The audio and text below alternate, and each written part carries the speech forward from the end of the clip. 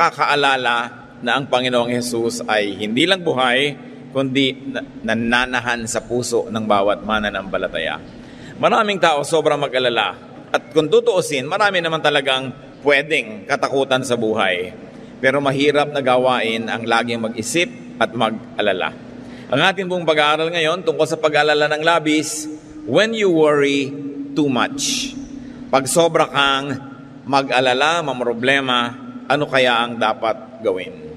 Salamat Panginoon dahil kayo'y buhay at kayo ang buhay na siyang pwede naming asahan, pagmulan ng aming sigla, ng aming pag-asa.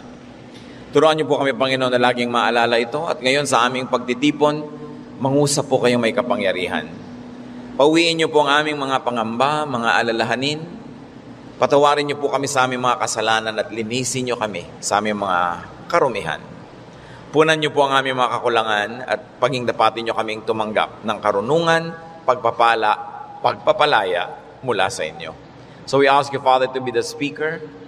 Enable us to bask in your glory, Lord, in your love, and to enjoy your presence, and to be liberated and empowered by your word. Speak powerfully. We reject all lies and falsehood in the name of Jesus our Lord, and may your truth set us free. Father, we thank you in the name of your Son, our Lord Jesus. When you worry too much, you might be having too much idleness. Pag isang tao, maraming panahong mag-alala, siguro maraming sobrang free time. Hindi masyadong abala, hindi masyadong busy. Sabi nga ng Handbook of Proverbs na tinipon pa noong 1855, an idle mind is the devil's workshop.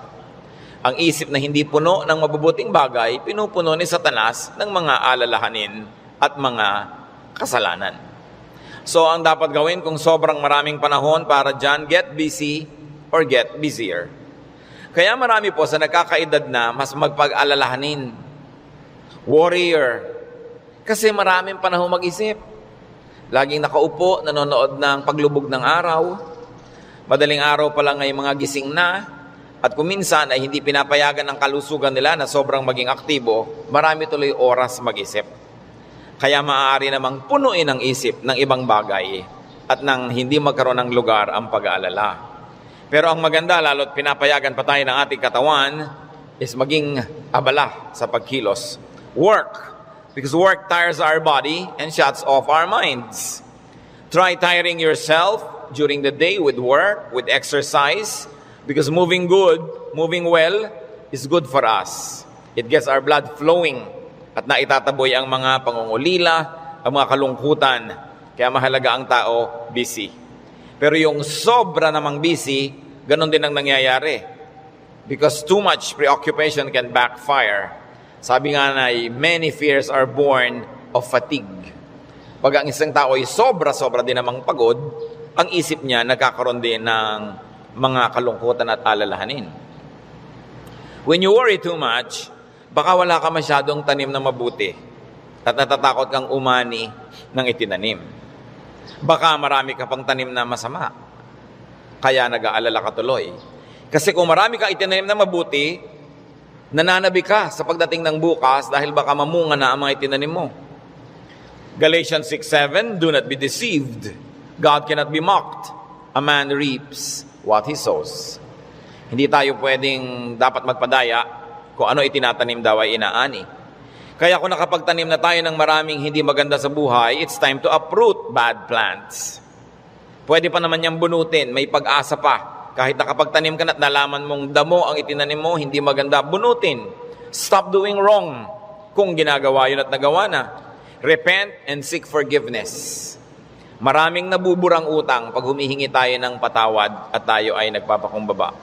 At ang dapat gawin habang may panahon, magtanim ng mabuti. Kahit naman may edad ka na, marami pa ring oras para gumawa, magsabi ng mabuti. Ang old age nga, ang pinakamagandang panahon para ituwid ang mga liko, itama ang mga mali, at tapunan ng liwanag ang mga madidilim na bahagi ng ating nakaraan. When you worry too much, baka kulang sa pananalig. Perhaps you're lacking in faith. Sa Matthew 8:24-26, Without warning, a furious storm came up on the lake so that the waves swept over the boat. But Jesus was sleeping. The disciples went and woke him, saying, "Lord, save us. We're going to drown." He replied, "You of little faith, why are you so afraid?" Then he got up and rebuked the winds and the waves, and it was completely calm. Well, actually, rational naman at valid yung fear nila dahil malakas ang bagyo, sinasalanta ng bagyo at ng mga waves at mga alon at hangin yung kanilang sasakyang pangdagat. Hindi naman imposibleng matakot ka nun at hindi naman yun unreasonable. Pero nakita natin yung statement ng Panginoong Hesus dito. He equated fear with lack of faith. Kaya pag marami tayo mga takot at kinakatakutan, ang dapat nating siyasatin yung ating pananalig. We should check our faith. The more faith we have, the less fears. The more fears, it means the less faith. Sabi nga, faith is the assurance of things hoped for, the evidence of things not seen. And if you're assured and you have evidence of God's goodness through faith, you will be much, much less prone to worry. Kaya si Pedro, nung pinalakad ng Panginoon sa tubig, nung siya'y nag-alala, natakot, siya'y lumubog. Matthew 14:29-31, "Come," he said. Then Peter got out of the boat, walked on the water, and came toward Jesus. But when he saw the wind, he was afraid, and beginning to sink, cried out, "Lord, save me." Immediately Jesus reached out his hand and caught him. "You of little faith, why did you doubt?" In both cases, yung lulubog na bangka at lulubog na Pedro, pareho silang sumigaw, "Lord, iligtas niyo po ako," o "iligtas niyo kami," at sila naman ay sinagip ng Panginoon at muling napanatag. So nakikita natin, pwedeng mangyari na mag-alala tayo, pwede tayong malibang na manghina ang pananalig, pero pag nararamdaman na natin yun, na tayo ay tinatalo na ng takot, magpaligtas kay Jesus, manalangin, tumawag, dahil yung example, nakita natin, ang tumatawag sa Panginoon, sinasagip niya. Kaya kung minsan nakakalimot tayong manalig, nakikita mong ninenervyos ka na pala, takot na ang naghahari sa iyong buhay, pangamba, anxiety, even panic, remember Jesus and call upon Him. Siyempre, nakakapanik yung lumulubog ka sa tubig. Tulad ng panik ng maraming taong iba't ibang korte at hugis at kulay, but the Lord is still Savior of all our worries and Savior from all our concerns. When you worry too much and you think that your faith is a problem, then ask for more faith. Humingi. Kuminsan ang ating mga panalangin parang grocery list, shopping list, hingi nito, hingi nun. Maganda idagdag dyan yung bagay na hindi material. Humingi ka ng karagdagang pananalig, tibay ng pananalig, sapagkat yung taong may tibay ng pananalig, kahit anong bagyo ang dumating, kahit anong warning at signal ang marinig, hindi siya nababagabag. Mag-alala man, konti lang. Hindi siya natatalo at hindi siya nasasakal ng takot. Kaya ang sabi ng mga apostles sa Luke 17:5, increase our faith. Yan ang panalangin nila sa Panginoong Jesus. Sapagkat napatunayang kulang ang pananalig nila, ang diningin nila, dagdagan yon. It is very important for us to practice faith. Habang ito'y pinapractice mo, you put it to use, lalong tumitibay, lalong lumalalim ang ating pananalig. Kung tayo mapag-alala, baka kulang sa kaalaman sa mga pangako at salita ng Diyos. Kung alam kasi natin ang mga pangako at salita ng Diyos, halos lahat ng concern natin covered. And I dare believe every concern is covered. Nung nananalangin itong sa Solomon, sa Panginoong Diyos, masdan natin ang kanyang paggunita sa mga pangako ng Diyos sa langit. 1 Kings 8:25. Now, Lord, God of Israel, keep for your servant David, my father, the promises you made to him when you said, you shall never fail to have a man to sit before me on the throne of Israel. If only your sons are careful in all they do to walk before me as you have done. And now, O God of Israel, let your word that you promised your servant David, my father, come true. Malakas ang loob nitong Solomon na humingi sa Diyos sapagkat alam niya ang pangako ng Diyos sa kanyang tatay na si David. Kaya sabi niya, yung mga ipinangako niyo po sa ama ko, tuparin niyo, O Diyos. At pagka ang Diyos ay nilalapitan natin, na ang daladala natin ay yung pangako niya mismo at salita niya, ay nakakatiyak tayo na yun ay i-honor. because God will always honor His word. Solomon, knowledgeable of God's promises to his father, claims it. So it's important for us, bago dumating ang worry, bago dumating ang fear, to know, then to claim and apply God's provision. Hindi kung kailan ka na nag-aalala at natatakot, doon ka pa maghahanap at mag-aaral, baka sa kalituhan mo, wala kang makita. Kaya mahalaga, mag-aral na agad. Sa uluhin ng mga salita ng Diyos, at i-quote sa sarili mo, i-quote sa pinoproblema mo, ang mga pangako niya. Bagamat kung hindi mo yung nagawa at may problema ka na at naghahanap ka pa rin, kapakipakinabang pa rin yun. Pero tiyak na kapakipakinabang lalo kung ginagawa natin before the need arises. Psalm 119 verse 50, sa lahat po ng mga nagdurusa, nahihirapan, memoryahin nyo itong verse na to, alalahanin, gunitain, anumang wika. My comfort in my suffering is this: your promise preserves my life. 5 very big words here. Suffering. Namnamin natin ang Psalm 1950, sabi, my comfort is my suffering. So unang-una, suffering. Pagka atin pong inalala yan, there is suffering. We all go through suffering. Pero sabi niya, my comfort in my suffering. Bawat suffering, bawat pagdurusa, may kakambal na ginhawa. May kakambal na pampalubag loob, pampalakas ng loob. Sa niya, my comfort in my suffering is this: your promise preserves my life. So, ang pangako ng Diyos, ang ginhawa ng mga nahihirapan, at ang salita ng Diyos ang nagpapalawig, nagpapahaba ng buhay ng tao. Kaya napakahalaga na alam niya ang mga pangako ng Diyos. Kung alam natin ang mga dealings ng Panginoon sa mga taong ang buhay ay nasa Biblia, nakita natin ang mga pinayagan ng Panginoon na hirap, at kung paano sa halos kaduluduluhan ay biglang darating ang rescue, biglang darating ang tulong, dahil mayroong dahilan ang Diyos. At ngayon, hindi lang nailigtas yung mga tao na yon, nagiging huwaran pa natin na maging tularan natin sila, ang kanilang pananalig at ang kanilang pagkapit sa Diyos, lalo't lalo may mamabigat na mga suliranin. Psalm 119, 116, sustain me according to your promise, and I will live. Do not let my hopes be dashed. So, sabing ganon, hawakan mo ako, akayin mo ako, patuloy mo akong buhayin ayon sa iyong pangako. At siguradong ako'y patuloy na mabubuhay.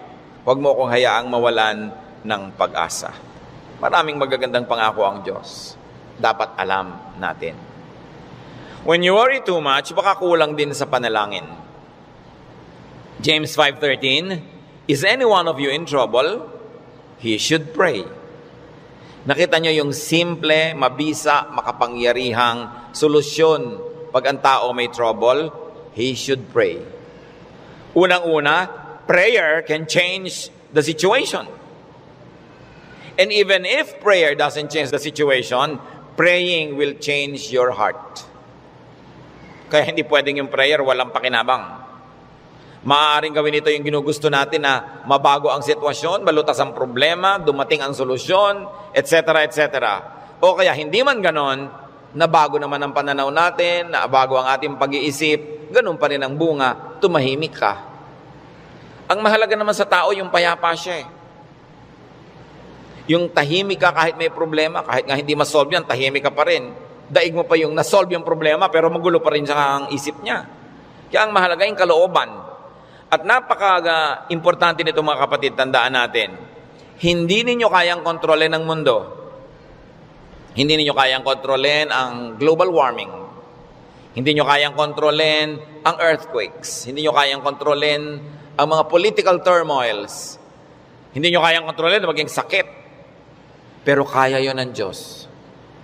Kaya pag ipinapanalangin mo at inilalapit, ang laki-laki ng nagiging inhawa mo dahil alam mong alam yun ng Diyos. At kung gusto niyang baguhin yon, sinong makakapigil sa Kanya? At kung hindi niya binabago, meron siyang magandang dahilan. Manalig ka na magandang kanyang dahilan kahit kung minsan hindi naabot ng iyong isip. Pero eto pa, kung hindi mo makontrol ang mga bagay na yan at hindi kinontrol ng Diyos para sa kagustuhan mo, meron ka pang pwedeng kontrolin, kapatid, yung kalooban mo. Pag pinili mong manalig, pinili mong sumamba, at pinili mong pumanatag sa salita ng Diyos, hindi ka tatablan ng pinoproblema mo. Kaya laging kapaki-pakinabang ang pananalangin. So you always pray and pray and pray. Yung madalanginin, malayo yan sa pag-aalala. Lalo't ang pananalangin ay punong-puno ng pasalamat. Kasi kung nananalangin ka ng nagpapasalamat, oo nga naman, naaalala mo unti-unti na ang dami ng mga maganda sa buhay na dapat ipagpasalamat, nababalanse ang iyong alalahanin at natutuwa ka pa kung lumaon. Ngayon, maraming ganito mga kapatid. Sobrang nag-aalala, matatakotin, nerbyoso, dahil kulang lang sa saya. Kulang sa libangan o sa sarap sa buhay. Napakahalaga na ang tao ay may saya, may libangan, at may sarap ng buhay. Kaya marami mga tao naghahanap ng aliw. Kung bakit marami naman sa atin, kahit nakakaranas tayo ng hirap, nagiging judgmental tayo sa mga nag-aaliw. Ano naman ang sama sa mag-aliw? Kung hindi mo ninanakaw ang yung aliw, wala kang pinapatay, wala kang ginagawa ng masama. Kaya pag tumatanda na ang tao, marami dyan nagkakaroon ng diversyon. Alam nyo, yung may diversyon, napakalaking blessing yan. Kasi ang daming alalahanin. Pag tumatanda ka na, nararamdaman mo na yung mga kasukasuan mo, ayaw na masyadong tumiklop o bumuka ang mga tuhod mo at mga braso. Nararamdaman mo ng mahihiluhin ka, halimbawa, lumalabo ang iyong mata, dumadami ang iyong mga sakit, at kumukonti, usually ang iyong pera. Bihira naman yung papayaman, papadami pera, no? Kadalasan ay papaubos, nawawala ng hanap buhay, nagre-retire. Tapos ang mga mahal mo sa buhay na uubos na. Ang lahat ng mga tiya mo, magulang, ubos na. Parang yung kayo na lang na magkakapatid ang next in line. No? Dati may mga matatanda kang tinitingnan, pinagmamanuhan. Ngayon, wala na. Ikaw na lang lagi ang pinagmamanuhan. So inisip mo, ako na kaya next. Yung lampas ka na sa alas 12 tanghali ng buhay, yung mga nasa alas 3, alas 4:30 ka na, alam mo yun na malapit na akong humarap sa mga katotohanan. Alam nyo yung mga ganon, sobrang magbigay ng alalahanin. At hindi na iintindihan nyo ng mga tao na hindi pa nakakaranas noon. Kaya marami sa ganong edad, mga past 50, kung kailan pa nagkaroon ng ganong edad, machichismis pa, ang bata-bata naman ng boyfriend ni kumare. Kung biyuda naman siya, ano? Di ba? Kung bata ang boyfriend niya, naiinggit ka. Di ba? Ang bata-bata naman ng girlfriend ni ganon, kung biyudo naman siya o wala naman siyang asawa, ano naman ngayon? If there are 2 less lonely people in the world. Do not be judgmental sa mga tao naghahanap ng saya. Kasi kadalasan, yung saya mo na lang ang nagtatawid sa'yo sa dilim ng gabi. Yung konting saya mo na lang ang nagbibigay sa'yo ng dahilan para mabuhay pa uli, para bukas o next week. Yung konting libangan mo ang nagbibigay sa'yo ng liwanag sa otherwise ang dami-dami mo mga alalahanin sa buhay. Hindi dapat silang ginajudge. Pag may nakikita kang dalawang taong magkasama, hindi sila magkaedad, ang tanda-tanda naman ng boyfriend niya, baka naman kulang siya sa pag-ibig ng magulang nung araw. Mabutit nakakuha na ng husband, meron pang tatay. Kung minsan bonus, may lolo pa. Inggit ka, di ba? Kung minsan naman, bakit kaya ang bata-bata nang nagugustuhan ito, may edad na siya? Kung puro kapwa matanda niya ang nakikita, ang pinag-uusapan laging arthritis, blood pressure, blood sugar, mga katarata, glaucoma, nakaka-depress. Kaya kung minsan masarap kasama yung bata na walang iniisip ng mga alalahanin, puro happening at gimmick ang naiisip, nalilimutan mo mga problema mo. At yung problemang hindi nasosolve, malaking bagay kung nalilimutan man lang kahit sandali. Because you keep your sanity and you keep your cheerfulness. Mga kapatid, huwag kayong killjoy sa mga taong humahanap ng ligaya kasi hindi nyo naman papaligayahin Halimbawa, yung nanay nyong byuda, may boyfriend. Mano, byuda naman. Bakit sasamahan mo ba siya pag gusto niyang manood ng TV? Sasamahan mo ba siyang manood ng sunset? Hindi rin naman, busy ka rin sa sarili mong asawa at mga anak. Tapos pinagkakaitan mo yung nanay mo, yung tatay mo ng kaligayahan. Ang mga tao kasi maraming dala, maraming problema. Matuwa tayo pag nakakakita sila ng konting itinatawid sila sa ganong mga hirap. Pasalamat ka na hindi na nga ikaw ang magtatawid at hindi na ikaw yung kailangang laging nandoon. People have needs. Kaya kailangang maging maunawain. Kaya kung marami tayong mga alalahanin, baka kulang ka lang sa entertainment. Hindi naman masama yung entertainment basta wala kang binibreak na law of God. Kumisa kasi yung mga relihiyoso kung bakit galit na galit sa mga tao. Hoy, alam mo, Christian na Christian si ano, nakita ko siyang nagbingo. Kung lumigaya ba siya, hindi naman ninakaw sa iyo yung pantaya. No? So, marami magtatanong niya sa akin and marami will feel uncomfortable. But, lalo yung mga may edad na nating mga nanay, mga tatay, kung ikaliligaya nila, diba, kakausapin mo ba yan sa haba ng mga kwento? Hindi naman lagi. Basta't walang nananakawan at hindi ka naman naghahangad, gusto mo lang malibang. Kung gusto ng Panginoon, tayo ay magkaroon ng buhay na masaya. Si Elijah, propetang-propeta, natalo ng lungkot, gusto tuloy mamatay. 1 Kings 19:3-5. Elijah was afraid and ran for his life. When he came to Beersheba in Judah, he left his servant there, while he himself went a day's journey into the desert. He came to a broom tree, sat down under it, and prayed that he might die. I have had enough, Lord, he said. Take my life. I am no better than my ancestors. Then he lay down under the tree and fell asleep. Nakita niyo ang problema niya, natatakot siya, nagtatakbo siya, napagod, tapos iniwan pa niya yung assistant niyang lalaki, nag-isa siya maghapon, magdamag, sobrang nalungkot, na-depressed tuloy, pinaghahalo-halong gutom, pagod, gusto tuloy mamatay. Pero nung ginising ng anghel, pinakain, pinainom, pinatulog uli, ginising, pinakain, pinainom, pinatulog uli. Sumaya na naman, tuloy na naman ang ministry niya. Mahalaga, nakakatawid ka sa difficult days. Ecclesiastes 2:24, a man can do nothing better than to eat and drink and find satisfaction in his work. This too I see is from the hand of God. Nakita nyo, mapaka-halaga kay Solomon i-emphasize na sabi niya, yung pagkain, pag-inom, pagsasaya, galing din yan sa Diyos. Bakit niya idinidiin? Kasi akala ng iba, ang galing lang sa Diyos, tinik, krus, pasakit, kalbaryo. Aming ganon. Kung kailangan danasin yon, danasin. Pero hindi laging ganon ang kalooban ng Panginoon. Gusto niya tayo na mag-enjoy. At sinabi, to find satisfaction in all His work.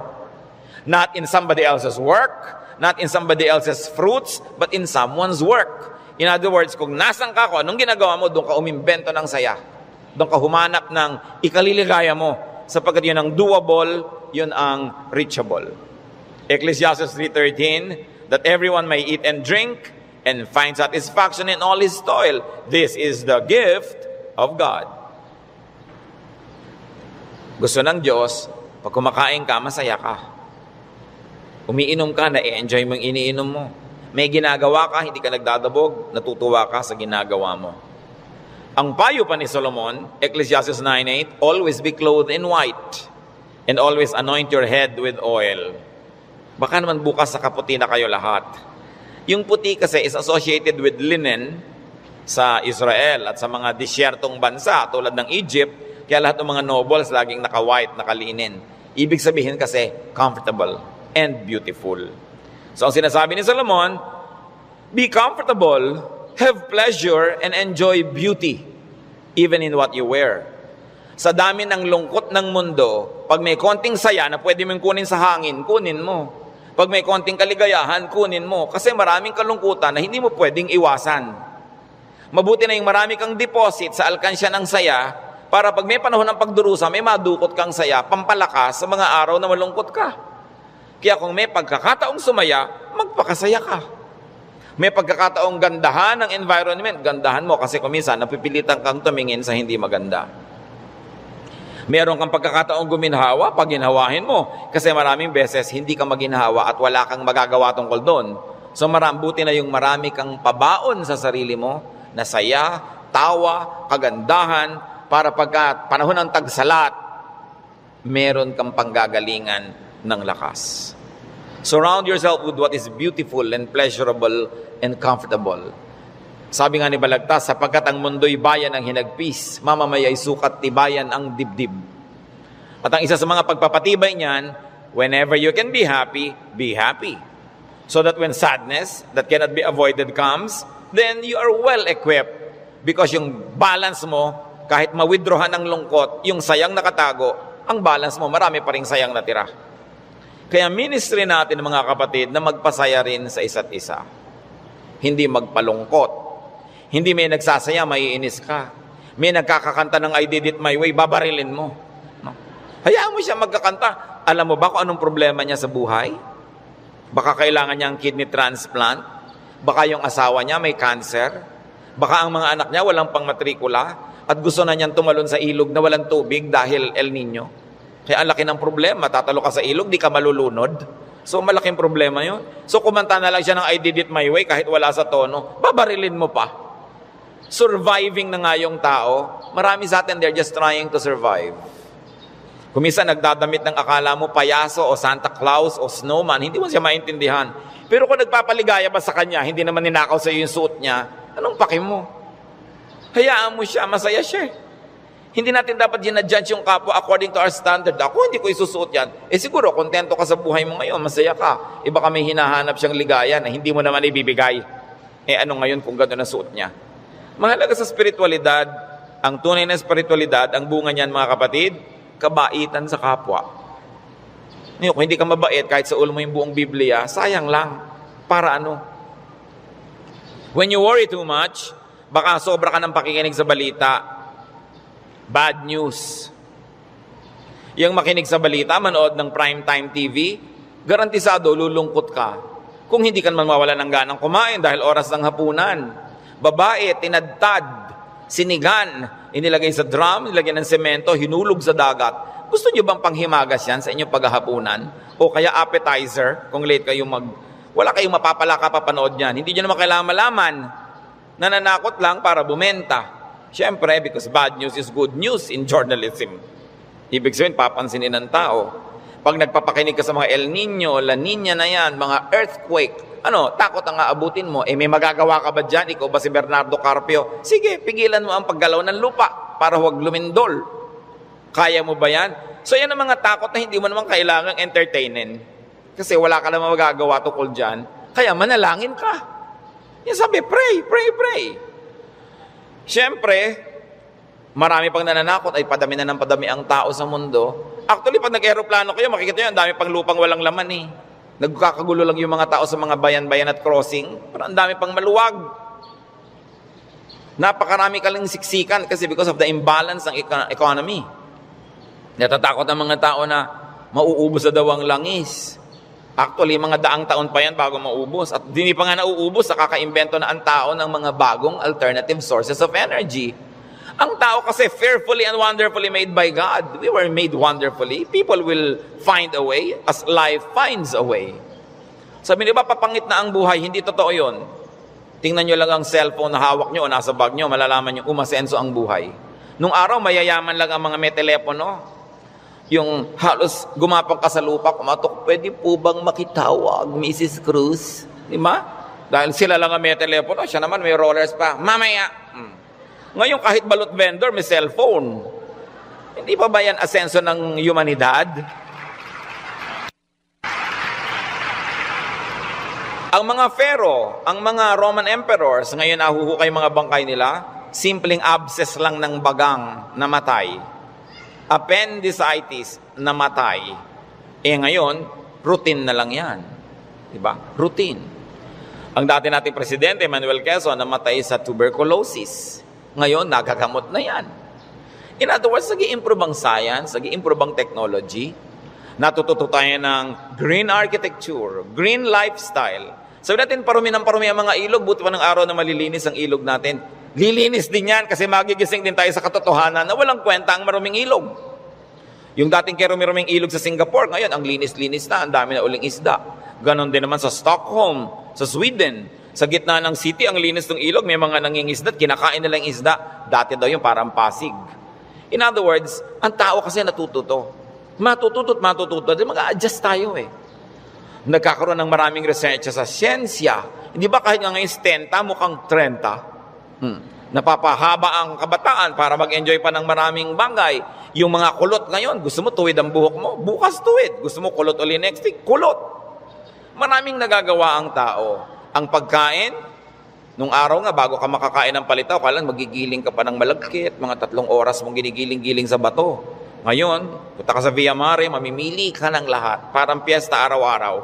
Maraming tao nung araw, pagka piyesta lang nakakakain ng lechon. O kaya ng karne. Kasi hindi naman available. Pero ngayon, pipiliin mo pa, puro leg ba, puro likod, puro napipili. Ang trend ng buhay, pag tinan nyo mga kapatid, papaganda. Huwag kayo nawawala ng pag-asa at huwag kayo nagpapalungkot dyan. Kasi God is in control. Ngayon, pag nagpapakinig kayo din sa mga prophet of doom, sa sobrang prophecy, lulungkot din kayo.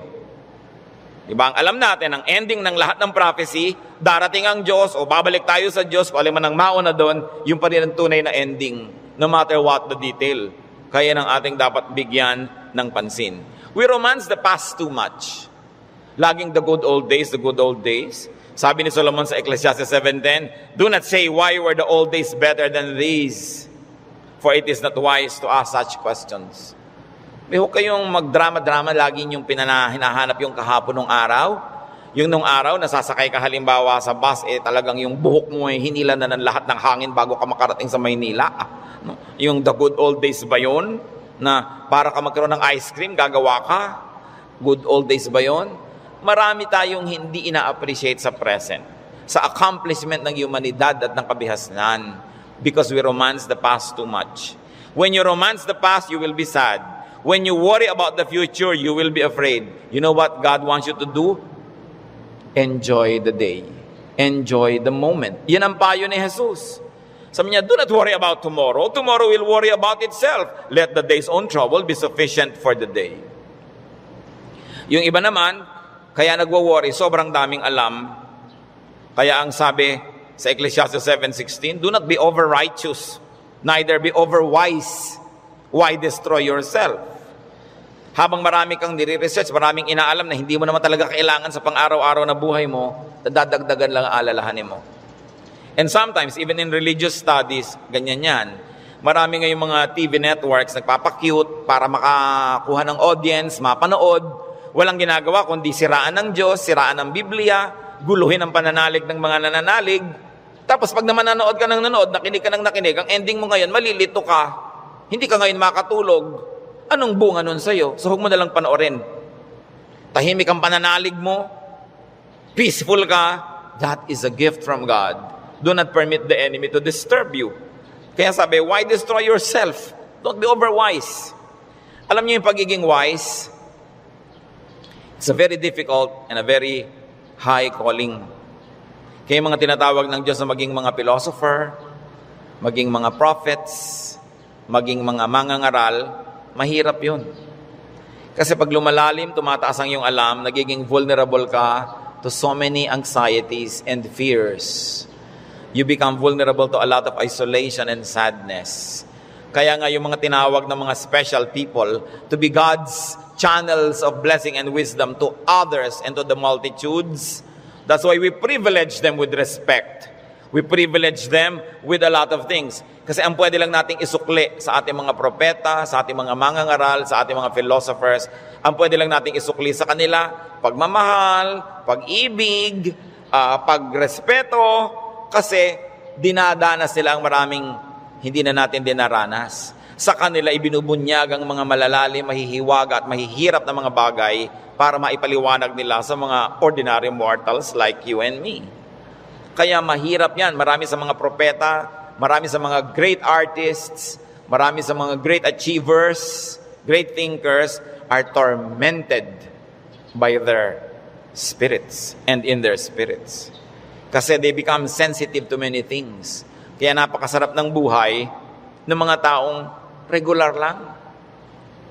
Kung minsan naiinggit ka doon sa sobrang dunong, sobrang galing, kaya mo bang buhatin ang bigat ng karunungan? Mahirap yon. Yung may ipabigay sa iyo ang Diyos, sasabihin ng Diyos, ipamigay mo na yan dyan sa mga tao, hindi siya madali. Kaya kung minsan may eccentric behavior, no? Yung mga great artists na hindi nauunawa ng mga karaniwan tao. Basta tayo mga kapatid may hindi nauunawa, huwag nyo i-judge. Sikapin nyo unawain, at kung hindi nyo malang maunawaan, at least leave it alone. Huwag nyo siraan, huwag nyo pintasan, kasi hindi nyo alam. At pasalamat kayo, hindi kayo yun. Ngayon, we avoid extremes. Because extreme behavior and extreme thinking also leads to a lot of worry. Ecclesiastes 7:18, the man who fears God will avoid all extremes. Gumigitna ka lang, bumabalansi ka lang, para tahimik ang buhay mo. Ecclesiastes 12:12, Be warned, my son, of making many books there is no end, and much study wearies the body. Lalo ngayon, ang daming choices. Nung araw, 3 lang ang channel sa TV. Ngayon, daan-daan ang channel. Ang dami mong choice. Kaya wala ka ng mabuong programa. Marami ka kasing choice. Nung araw, pagkahapon, basta mga aninong gumagalaw. Yun lang ang mapapanood mo. Mga lumang pelikula. Wala ka ng maraming choice. Kuminsan, tahimik pa yun eh. Umorder ka sa restaurant ng tea. Nung araw, pag umorder ka ng cha, etong cha. Ano pong tea? Ang daming tea. Alam niyo, mahigit 100 yung papapiliin sa inong waitress. Pagkatapos papapiliin ka pa kung hot o cold.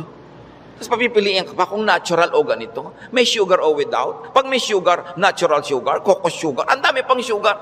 Huwag na nga, tubig na lang. Ang daming choices ng pati ng soft drinks. Gumugulo tuloy. Bakit natin ito binabanggit? Mga kapatid, kung tahimik na ang inyong kalooban sa pananalig niyo sa Panginoon, huwag niyo nang guluhin ng kung ano-ano pa mga ideya. Walang mapapala. Ang kaluluwang palipat-lipat, papalit-palit.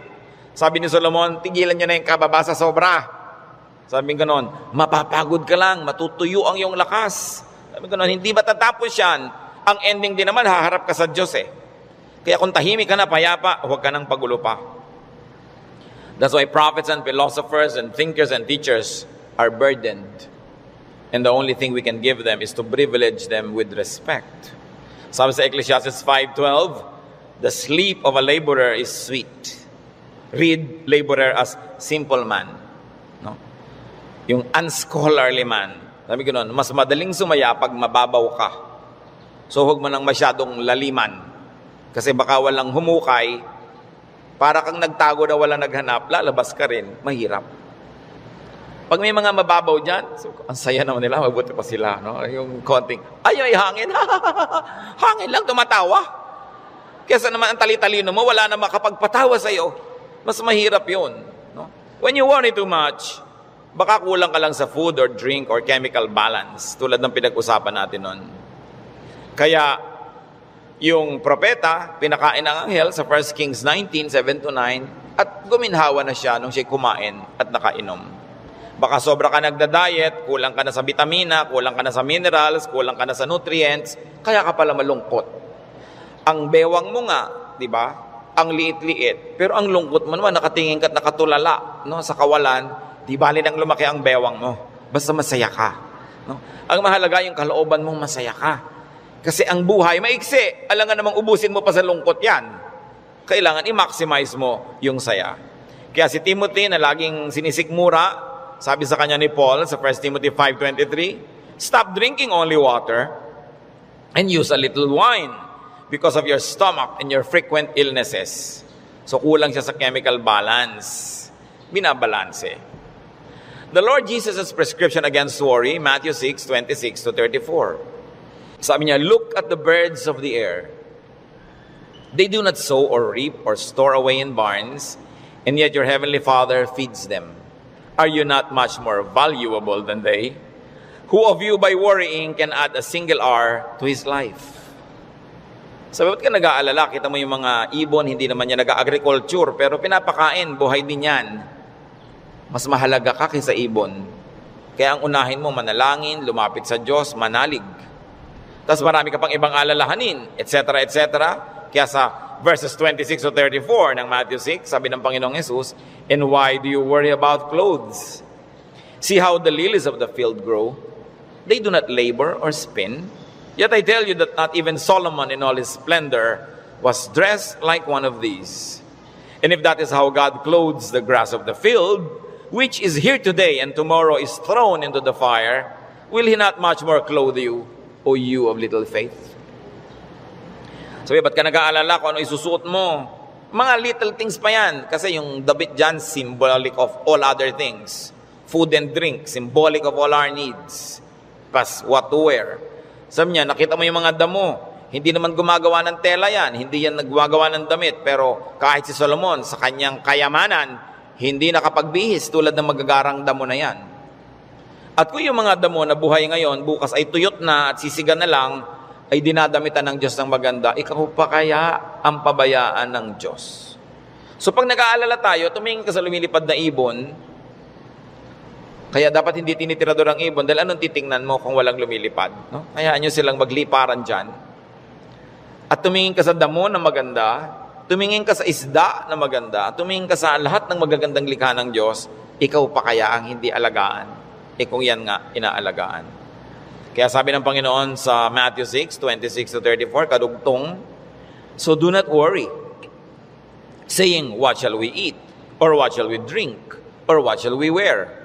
For the pagans run after all these things, and your heavenly Father knows that you need them. Nag-aalala ka kasi alam mo kakailanganin mo. Huwag mong kalimutang alam ng Diyos na kailangan mo yun. At kung inassignan ka ng buhay ng Diyos na ganito kahaba, alam nga namang wala siyang ilagay na provision, paano ka mabubuhay? Hindi matutupad yung plano niya para sa'yo. Kaya pakakainin ka niya. Bubuhayin ka niya. Maaaring hindi siya laging gumawa ng himala, pero itinanim niya sa iyong isip, sa iyong puso, sa iyong naturalesa, na bubuhayin mo ang iyong sarili kahit anong mangyari. Life finds a way. Kaya yung mga nagbebenta ng life insurance, pag tinanong mo, ba't po kayo nag-i-insure ng mga tao, paano kung mamatay lahat yan? Sasabihin nila, hindi. Kasi ang tao talagang kahit anong mangyari, pananatilihin niya ang sarili niyang buhay. Kaya yun ang kakampi ng insurance company, yung pag-ibig ng tao sa buhay, nabubuhayin niya ang sarili niya. Ikaw ba halimbawa, pag may insurance ka, napapalitan ng paamong naputol, puputulin mo nga para mapalitan. Hindi, di ba? Hindi ko may insurance ka, gagawin mo yun. Kasi mahal mo yung katawan mo, mahal mo yung buhay mo. Itinakda yun ng Diyos. Kaya mananatili ang tao under His care. It is natural to us. So why worry about global warming? Luma na yun. El Nino or La Nina or earthquakes, lalong luma na yun. No? Pag tinignan yung mga guho ng mga Roman buildings ng 2,000 taon na ang nakalipas, noon lumindol. Laging may lindol. Lagi. Buhay pa rin ang buong humanidad. No? May mga nasasalanta, pero marami pa rin nanatiling buhay. At as we always say, earthquakes don't kill, but bad buildings do. Kaya nga nagkakaroon ng kapabayaan yung mga tao. Kumisan, mapahamak tuloy. Yung mga earthquake na yan, noon pa yan, unang panahon pa. Hindi na yan bago. Sabi sa Ecclesiastes 1:9-10, what has been, will be again. And what has been done, will be done again. There is nothing new under the sun. Alam na yan ng Diyos. Nagkaroon lang kasi ng pangalan niyang El Nino kaya naging warriors tayo. Nung araw pa sinaunang panahon, hindi umuulan, yung mga tao magpoprosesyon sa mga bukid para umulan. Nangyayari na nun. Pero may bukid pa rin, may tao pa rin, dumadami pa nga. Is there anything of which one can say, look, there is something new? It was here already, long ago. It was here before our time. And if it was here before our time, then it was God designed, God ordained. It is in accordance with God's will. And if God promises that He will take care of you, and He knows the natural things that will happen, God knows how to take care of His people. Yun ang dapat nating panghawakan. Hindi ka padala sa takot, sa mga sensational news. Kapatid, kung ano man ang pinoproblema mo, nandyan na yan, matagal na. Inilagay yan dyan ng Diyos. O kung hindi man, pinayagan niyang malagay yan dyan, alam niya. At kung alam ng Diyos, pwede ka magtiwala. Huwag mong problemahin. Listen, church. Ang problema, nagiging problema kasi pinoproblema. Pag hindi mo pinroblema, di hindi problema. Kaya dalawang tao, dalawang ina, yung isa yung anak, wala pa, 2:00 na ng umaga, balisang-balisa, hindi makatulog. Yung isang ina naman, tulog na tulog.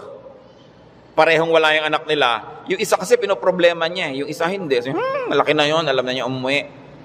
Lalong-lalo kung may pangatlo pa na hindi naman problema, dahil sabi niya, ipinanalangin ko na sa Lord. Wala ako sa kinakalagyan ng anak ko ngayon, pero nandun ang Diyos, so binilin ko na. In fact, mas mahal naman ng Diyos yung anak ko kaysa mahal ko yung anak ko. So magtitiwala ako at matutulog ako dahil anong mapapala kung gising ako dito?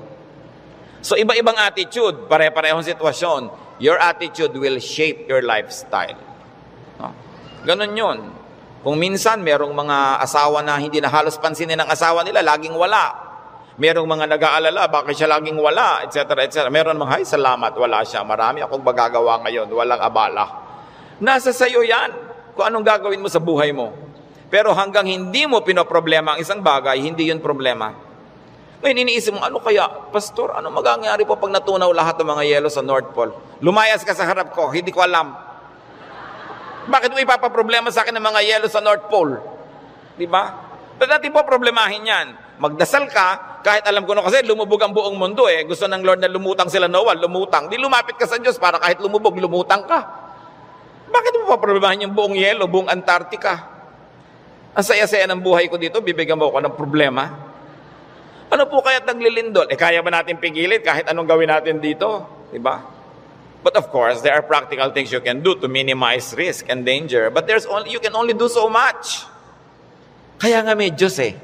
Para yung hindi mo kaya, ipasa Diyos mo. Magtiwala ka at mag-enjoy ka ng buhay. Gumawa ka ng mabuti. Kaya tayo gusto ng Diyos na pumanatag, tumahimik, para sa kapanatagan at katahimikan, ma-inspire kang gumawa ng mabuti. Hindi lang para magpasasa sa sarap. Your stability in life, your wealth, your security, your health, should not only be used for your personal enjoyment. It must become the springboard for much nobler missions in life. Na kumbaga, wala ka ng need, so pwede ka na magbigay. Malakas ka naman, pwede kang tumulong. Tahimik ang loob mo, pwede kang umakay, umunawa sa mga magugulo ang loob. Kaya gusto nating pumanatag, umayos, hindi lang para magpasarap. Para magawa natin yung misyon na ibinibigay sa atin ng Diyos na maging blessing tayo sa ating mga kapwa-tao. So, brothers and sisters, think about the things you worry about. It's your decision if you like to turn them into problems. Pag pinroblematize mo. Marami mga tanong pa, mga doktrina na hindi natin alam. Ano po kaya ang itsura natin sa langit? Hindi natin alam. Ang problemahin mo, mapasama ka doon.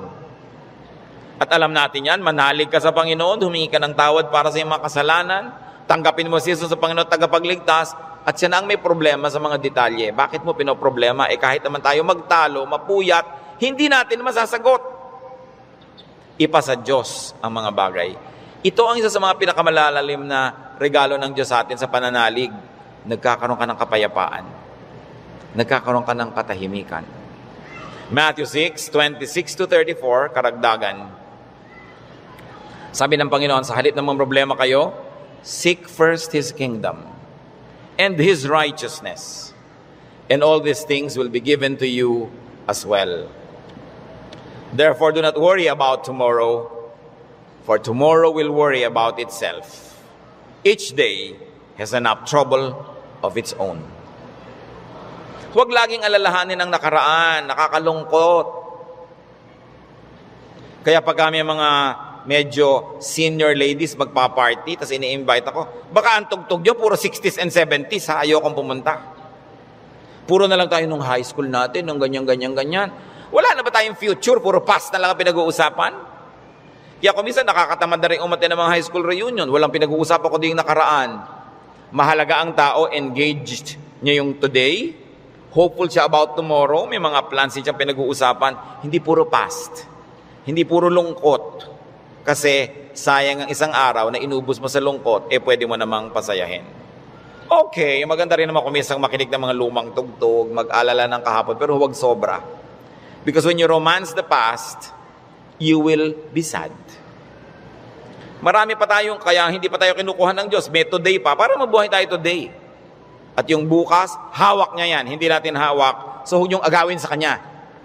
Kaya nagiging mabigat, inaagaw niyo sa Diyos yung pagbuhat sa past. Pero yung today, kayang-kaya nating hawakan sa tulong ng Diyos. Kasi ibinibigay niya sa atin yung today. So sabi niya, ang alalahanin mo lang yung today. May maiinom pa po kaya tayo, Pastor, sa 2020? Ang layo pa nun. May tubig ka ba sa bahay mo ngayon? Meron po, masaya ka na. Bukas, lalagyan ulit yan ng Diyos. Sabi, give us this day our daily bread. Bakit mo lulutasin yung problema ng isang buong buhay sa isang araw? Yung lakas mo para lang sa problema ng araw na to, inuubos mo sa napakaraming araw na problema, kaya kinakapos. Pero lahat ng problema sa araw na to, kasya ang pagpapala ng Diyos sa araw na ito. Kasya. Humihirap kasi yung blessing today, hinahati mo para sa problem tomorrow. Yung problem tomorrow, may kasamang blessing niya yun nakakambal. So yung ngayon ang atupagin mo sa buhay. Hindi ibig sabihin na hindi ka na magpaplano ng future. Nagpaplano ka generally, but you don't get obsessed with that. But don't fail to live the moment, to savor the moment, because it will never happen again. Alam nyo, kahit anong iniintay nyo, pag wala kayong ginawa kundi hintayin yon, ganun lang pala, sandali lang tapos. Araw ng kasal, anibersaryo, fiesta, event, ang tagal mo pinaghahandaan, tapos sandali lang natapos, sasabi mo, ay tapos na. Marami kasi, nahihirapan silang ihanda yung darating pa, pero pag nangyayari na, they are too busy trying to be perfect, hindi nila na-enjoy. Tapos na. Wala na. Lugi na sila. So, enjoy the moment. Pag kami ikinakasal ako, may ibinubulong akong gano'n. Minsan may tinatanong sa akin, ano po yung ibinulong nyo, Pastor? May mga pakialamera kasi, pati ibinulong mo, tinatanong. Sabi ko, wala. Sinabi ko lang, pagkakainan na, kumain kayong mabuti. Huwag kayong mag-entertain ng mga bisita. Tayo kayo ng tayo. Kasi this is your first meal together as husband and wife. Enjoy it. Stop being warriors and perfect hosts. Enjoy your meal. Ito yung meal, enjoyin ko. O, debut mo ngayon, enjoyin mo. Huwag mo nang isipin na kung anong bagay. Kasi mamaya, tapos na yan eh. Dapat ine-enjoy. Pag pangbukas, malayo pa. Do not worry. Focus on today's concerns and pleasures and enjoy whatever can be enjoyed. Philippians 4:6-7. Do not be anxious about anything, but in everything, by prayer and petition, with thanksgiving, present your requests to God. And the peace of God, which transcends all understanding, will guard your hearts and your minds in Christ Jesus. Sabi, huwag kayong mag-alala, huwag kayong matakot, huwag kayong magpanik tungkol sa kahit anong bagay.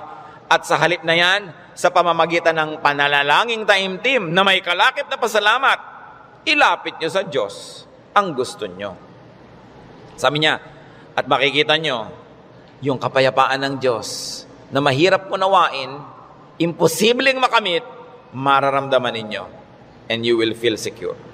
So pagka nagkikita yung anxious mga kapatid, nag-aalala, anong dapat gawin? Pray. With thanksgiving. Hindi lang prayer, puro request. May thanksgiving. Kasi nga, habang naaalala mo yung pagpapasalamat mo, naaalala mo, oo nga naman, maraming maganda sa buhay. Pati ikaw, nababago. Don't be anxious about anything. So do not problematize life in its details. And 1 Peter 5:7 is so very, very powerful. Cast all your anxiety on Him because He cares for you.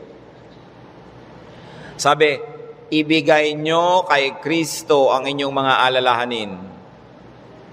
Kasi Lord, nag-aalala po ako tungkol sa buhay ko, nag-aalala ako tungkol sa impyerno, nagpapaalala ako tungkol sa buhay na walang hanggan, sa kabilang buhay, nag-aalala ako tungkol sa kakainin ko, sa ganito, sa ganon. Sabi ni Jesus, binayaran ko na yun sa cross, bakit inaalala mo pa? Bayad na yan ha.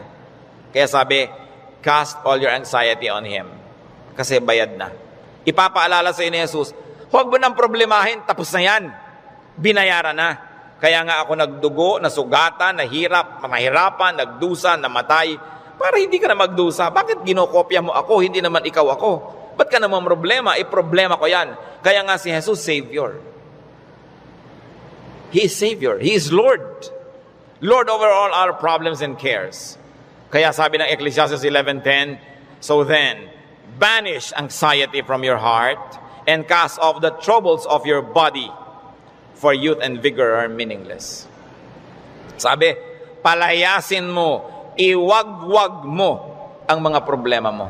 Kaya ang laki ng gawa ng word na word, banish. Hindi lang sinabing remove, banish anxiety.